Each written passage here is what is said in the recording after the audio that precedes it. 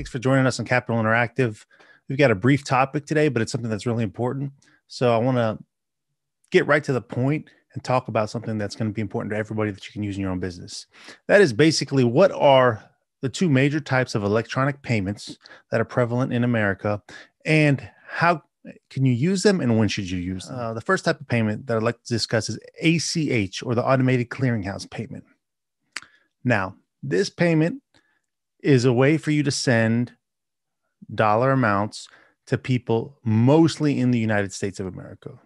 The funds clear through the Automated Clearinghouse, and they take anywhere from 1 to 3 days to actually settle. So there's some very interesting things about this type of a payment that can be very useful. So I want to discuss those. First of all, you can send payments as both to individuals and businesses, and payments can be made in bulk or individually. So what does that mean exactly? What that means is you can have a huge file of hundreds or thousands of ACHs going out and paying a whole bunch of people at once. So this is good for stuff like payroll, or like paying a whole bunch of vendors at once and doing like an ACH run where you're paying like maybe 30, 40 people at one time. It's very good for that because you make one transmission to the bank that has a whole bunch of payment files in it.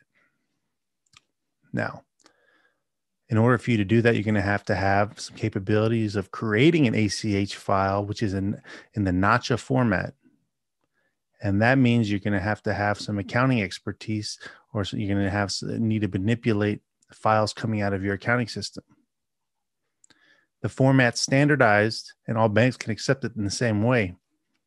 But not all accounting systems actually can produce the NACHA file. Most banks will allow you also to do create NACHA files within their online banking platform.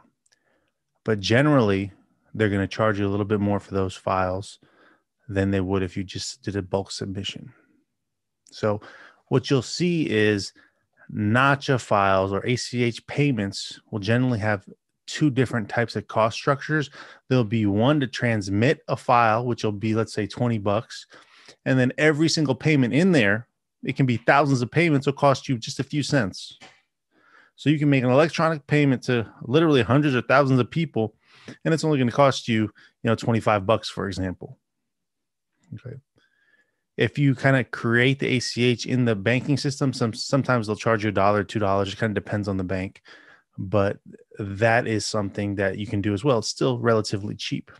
There have been studies out there that take into account all the costs associated with the check, and that includes the paper, the ink, the amount of time it takes to prepare the check, all those type of things, the envelope that you're mailing it off to. And there have been studies that show that costs like basically about $2.50 per check that you send out. So to have a few cents for each electronic payment, or even if it's $1 or $2, and have a more secure, more controlled payment, might be worth it. Now, up until recently, some of the limitations to ACH has been that you're not able to send cross-border payments. So that means that if you're paying somebody in Europe or Asia or something like that, up until very recently, you haven't been able to do that. And even now, you still really can't do it very easily. So with the exceptions of Canada and Mexico, most places will not take ACH payments. It processes through a different network, and it's not really available. So I wouldn't use that as a primary way to pay internationally. Okay. Another problem with ACH has been the settlement times. So in some ways, ACH is a little bit more secure because there's a lot of checks that the Automated Clearinghouse does on a file when it's sent in. But there's not the finality of payment. So if you're making a payment, there's a little bit of a window, 1 to 3 days, for you to pull that payment back if there's issues with it. That's a lot different than the wire. And in some people, that's a problem because they want that finality of payment, and they won't allow you to send them an ACH. Or if they do allow you to send them an ACH, you're going to have to wait multiple days before they'll be willing to give you their product or their service or whatever it is, because they know there's that ability to retract that file. So that kind of gets us to wires. The wires processed through the Federal Reserve, and they go through the SWIFT network. Wires can be sent anywhere in the world. They can be sent to multiple currencies, and they have same day finality of payment. So if I pay somebody in China, those people, or that bank at least, is going to receive that payment that same day, and that transaction is complete. Now, sometimes the receiving bank might take a day to allocate it to the correct account or whatnot, but that payment is gone. I won't be able to pull that back. If there is any issues with the file, I have to go to the counterparty and get their permission to send get that money back. In some ways that's good, but in a lot of times, like if you're doing international trade, people want that wire because they know there's a finality of payment.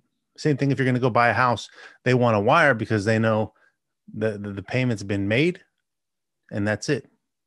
There's also a big difference in the costs between these two types of payments. Wires can be very expensive. Well, relatively expensive.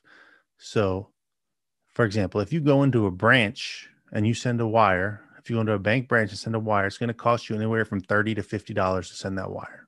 If you have a commercial platform set up, you might be able to get wires in the $10 range.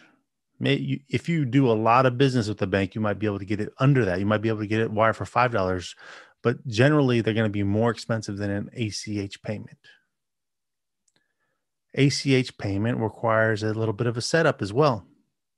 So, as we've talked about in some other videos, ACH requires you being set up with what's called the ACH company ID. You can't just go into a bank branch and send an ACH payment. There's a little bit of a setup required there. You'll have to talk to a treasury management officer. Sometimes there's a light credit review, but a wire, you can just go into a banking center and send a wire anywhere in the world. The costs are significantly different. So, for example, if you're doing payroll and the wires are costing you $10 for domestic wire, you don't want to send 100 people a wire because that's going to cost you a lot of money. It's going to cost you $1,000. You could literally do the same transactions with an ACH, and it might cost you $25.